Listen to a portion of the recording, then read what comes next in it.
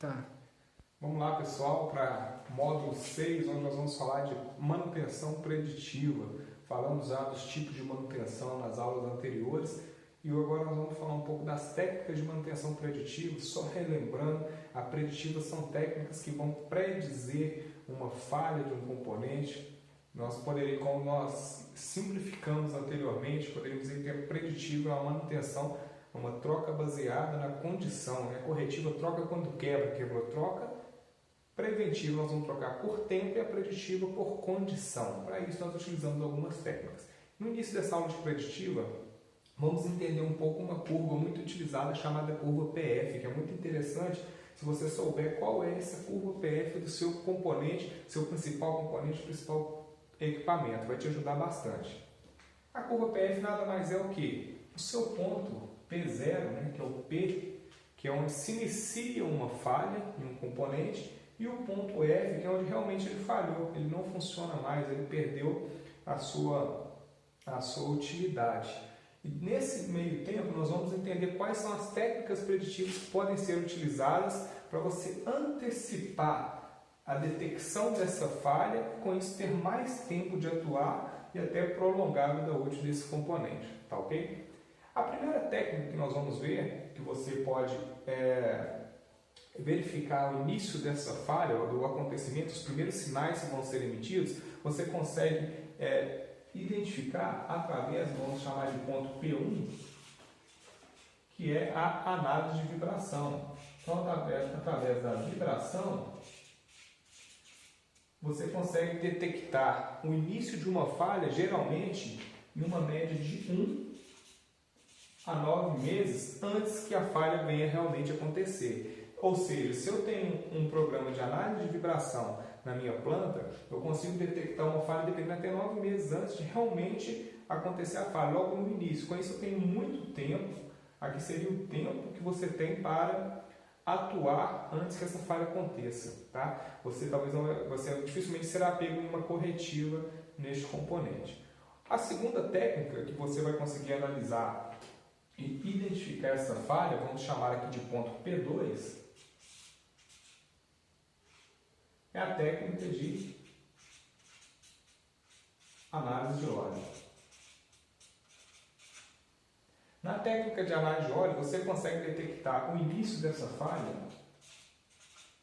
em média, 1 a 6 meses antes que ela aconteça. Então, as duas técnicas juntas conseguem te dar um conjunto de informações muito grande, muito bom para você trabalhar e conseguir trabalhar principalmente de forma preventiva. Você chega a trabalhar não por tempo, mas de forma a prevenir uma corretiva, uma corretiva planejada, como algumas pessoas gostam de classificar. Então, a análise de óleo consegue dar essa condição para nós. Após a técnica de análise de óleo, nós vamos falar do ponto P3, que é a técnica da termografia. Através da técnica de termografia, você consegue, em média de 3 a 12 semanas antes que a falha aconteça, você já consegue detectar, porque aí vai ter alterações já na temperatura de funcionamento do seu componente. Aqui no ponto P1 ele vai estar trazendo alguns inícios de vibrações anormais, das vibrações normais de trabalho desse componente, com isso você consegue detectar qual o modo de falha.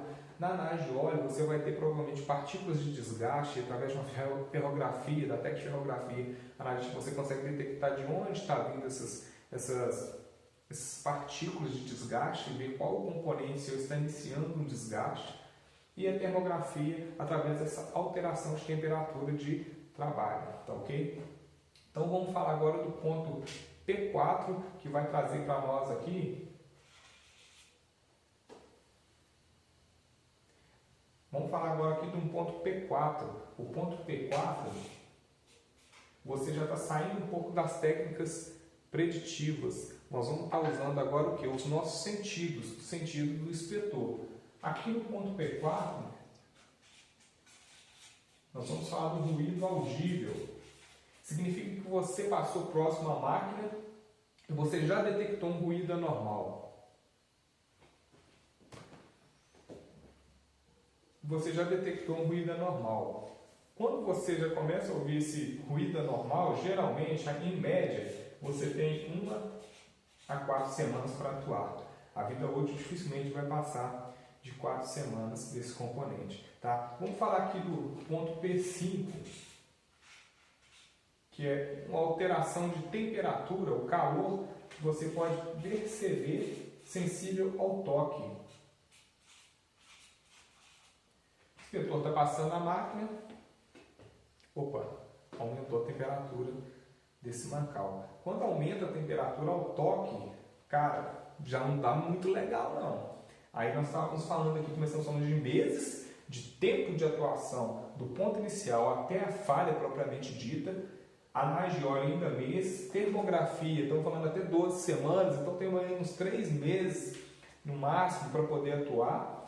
Quando a gente fala do ruído audível, nós estamos falando já de semanas. E quando nós passamos agora do calor sensível ao toque, no nosso ponto P5, nós estamos falando agora de dias, tá? Então nós estamos falando aqui de geralmente 1 a 5 dias.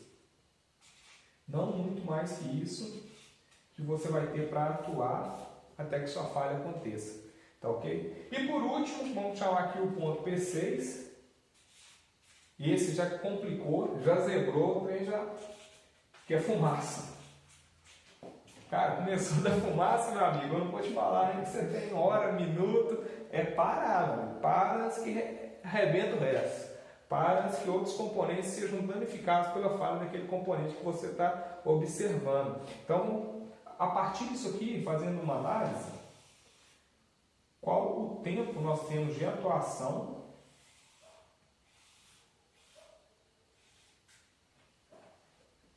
para fazer uma substituição de um componente, que vamos falar principalmente de componentes críticos, de acordo com as técnicas que nós utilizamos.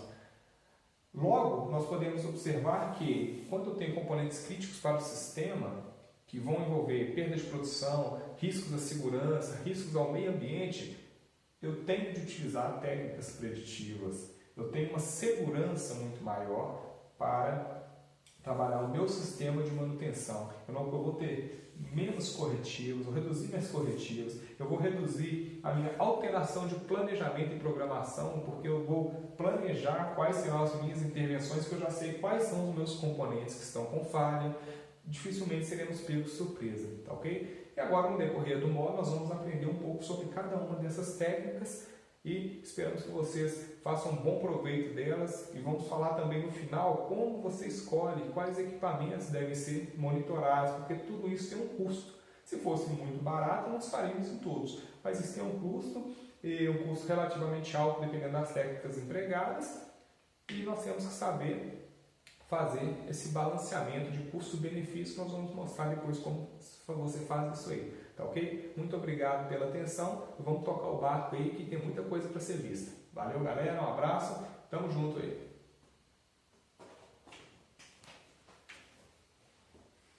O cara falar assim,